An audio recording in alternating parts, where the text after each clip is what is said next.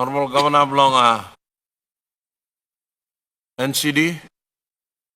Thank you, Mr. Speaker, giving me opportunity to ask question without notice. My question is directed at the Minister for Foreign Affairs.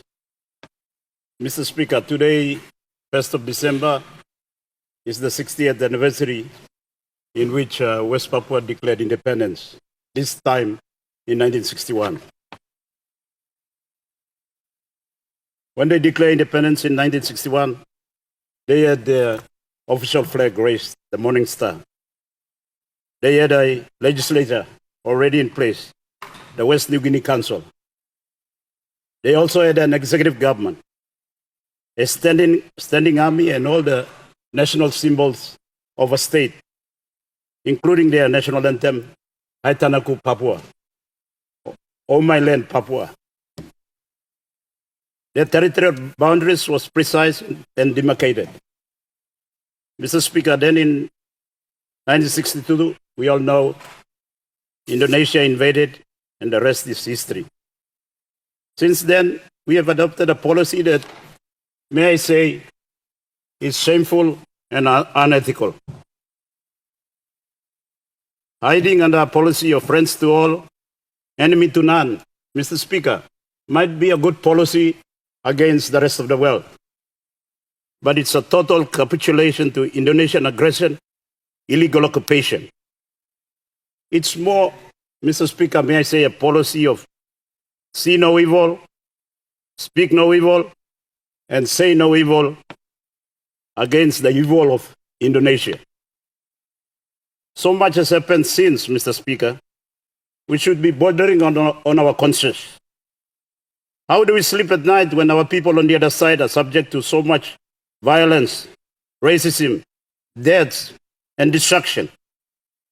How can we call ourselves Christians when fellow Christians are subject to so much abuses on their own land?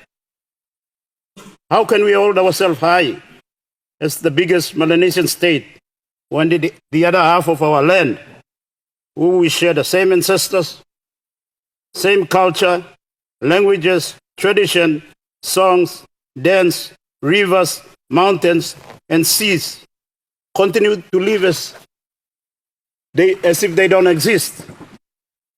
In the recent past, Mr. Speaker, priests have been killed, thousands of people have fled their homes and become internal refugees. Some have crossed over to our side of this island. One land. No one has complained or expressed concern or uttered protest. And at this juncture, Mr. Speaker, I want to note Prime Minister raising the concern at the United Nations. I give credit to him.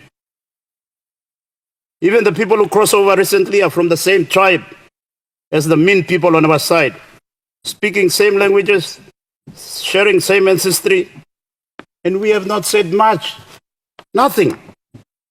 So, Mr. Speaker, that's the context to my question. I will ask my questions now. Number one, are we going to revise our policy towards West Papua and adopt a more ethical, morally courageous policy? Number two,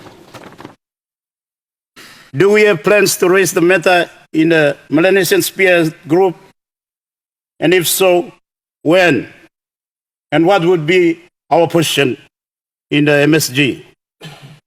Number three, what have we done or plan to do to apply pressure on Indonesia to allow the United Nations human rights rapporteurs to visit the territory to inquire into specific human rights complaint and the general human rights condition in West Papua, consistent with the resolution of the Pacific Islands Forum in 2019. And I give credit also in that respect to Prime Minister raising it at the Pacific Islands Forum in 2019. Number four, what steps are we doing to assist the ACP countries escalate the resolution adopted in Nairobi, Kenya, on West Papua to the United Nations? And on this note too, I give credit to former Foreign Minister, member for Aitapelumi, and a member for Esala, was the Justice Minister at the time, They were courageous, Mr. Speaker. They were courageous and they raised the issue. It's now a resolution of 192 countries of the Asia, Africa, Pacific, and Caribbean countries. Number 5 question. Considering that Papua New Guinea is a key member of MSG, and MSG has recognized the United Liberation Movement for West Papua as an observer member at the MSG, what plans do we have to provide support to the United Liberation Movement for West Papua? Can we allocate them funds from our budget? Or can we allocate them space here in PNG to set up an office so that they can pursue their legitimate right to self-determination? Mr. Speaker, imagine in 1974, when Grand Chief Samare got our House of Assembly to declare us as a self-government or self-governing state, and Indonesia invaded and nobody uttered a word. Imagine where we would be now. Imagine too, Mr. Speaker, that in 1980, when the French manipulated Jimmy Stevens to do this, whatever, secession in Espiritu Santo. And we must give credit to Sir Julius Chen, he was the Prime Minister then. Without the Kumul Force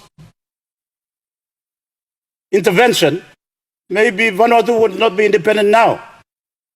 This is the dilemma, the plight that the West Papuans find themselves. And we continue to remain silent. We continue to live in fear.